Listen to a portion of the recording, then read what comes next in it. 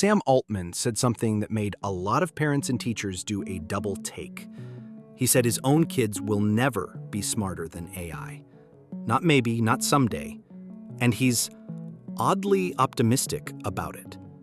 Today we're going to unpack exactly what he meant, where headlines go too far, and how to raise AI-native kids without losing the human stuff that matters.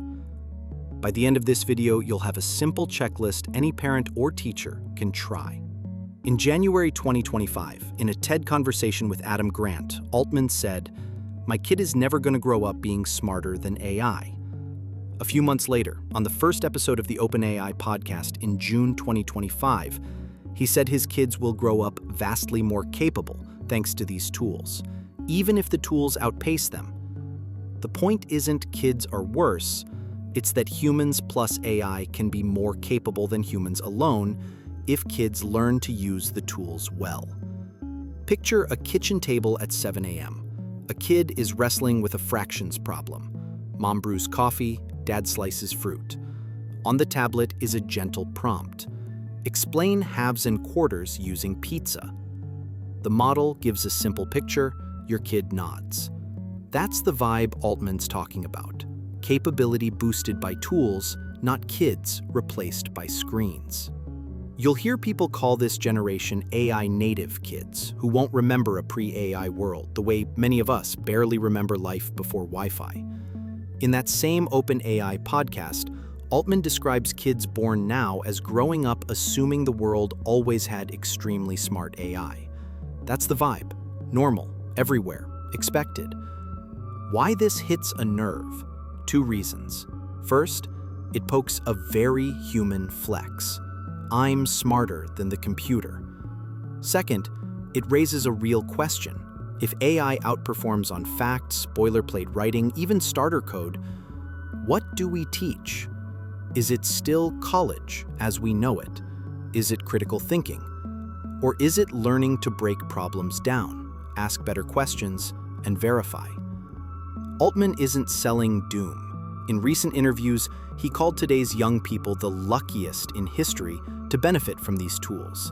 And he's actually more worried about older workers adapting than about 22-year-olds starting careers. In other words, the wave is real. The young can ride it.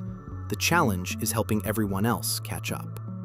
Those headlines about his kid might not go to college, the nuance is important. He speculates education could look very different over roughly the next 18 years, and that his child may probably not follow a traditional path. That's a prediction about the pace of change, not a decree that college is dead.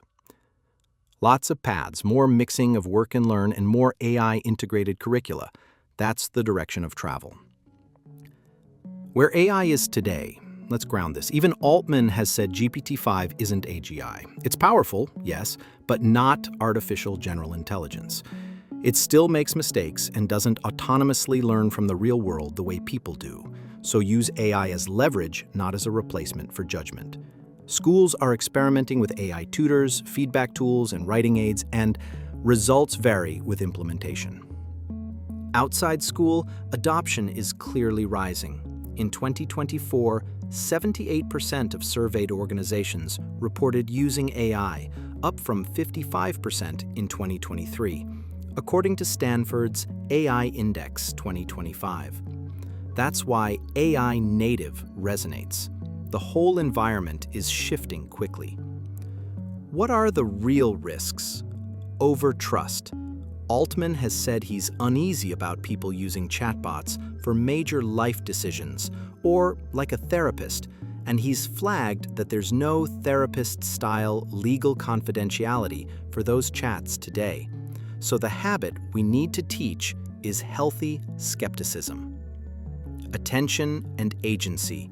If a bot writes every paragraph and plans every step, kids miss the struggle that builds focus, patience, and taste. Inequality. Families and schools that get good with these tools pull ahead. Digital literacy becomes a basic right, not a bonus. So, what do we teach an AI native kid? Let's flip the fear. If AI is the new calculator for everything, what are the new foundational skills? 1. Treat AI like a brilliant friend who blurts things out, often great, sometimes wrong. Model this. Cool answer. Now, what's a second source that agrees or disagrees? 2.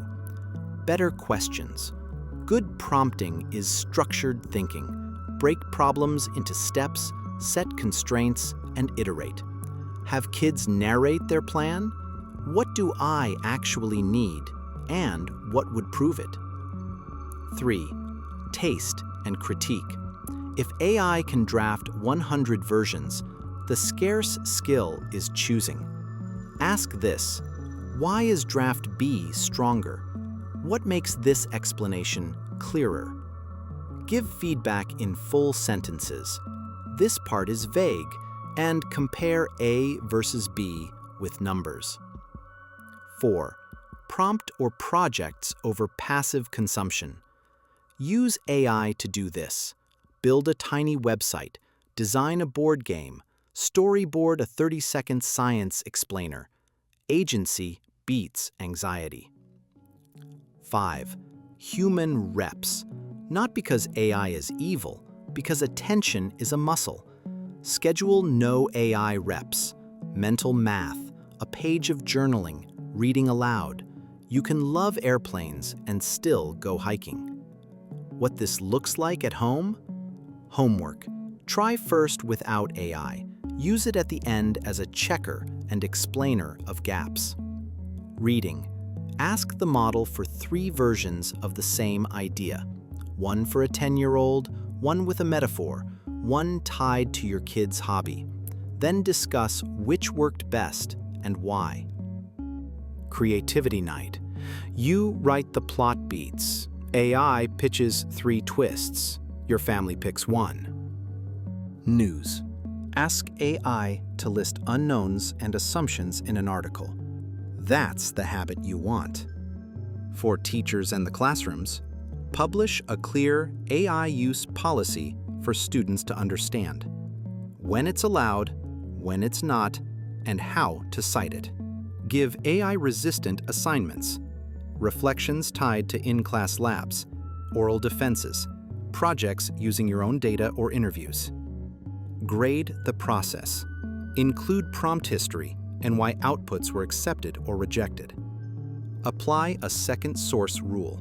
If AI claims a fact, students must find a human-authored source that confirms or challenges it. Where I land on the prediction?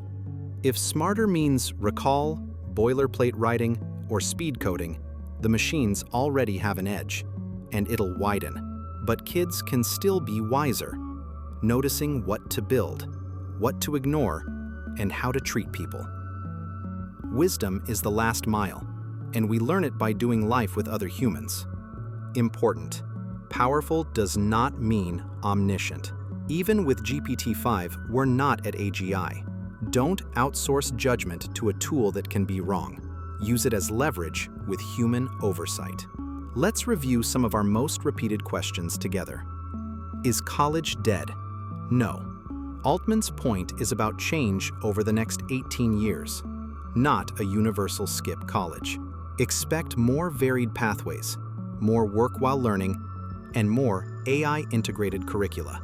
Will AI take kids' future jobs? Some, yes. New ones will appear too. Altman's stance: young people who learn fast and build with AI will have unusual opportunity. He's more worried about late career reskilling. Is using AI as a tutor safe? Yes, as a support with adult guidance for verification and reflection, not as a sole authority. Over-reliance is risky, and privacy today isn't therapist level. The 5-minute family challenge. Let's go. Ask AI to explain fractions 3 ways: with pizza, with time, and with money. Have your kid pick which one clicked and why.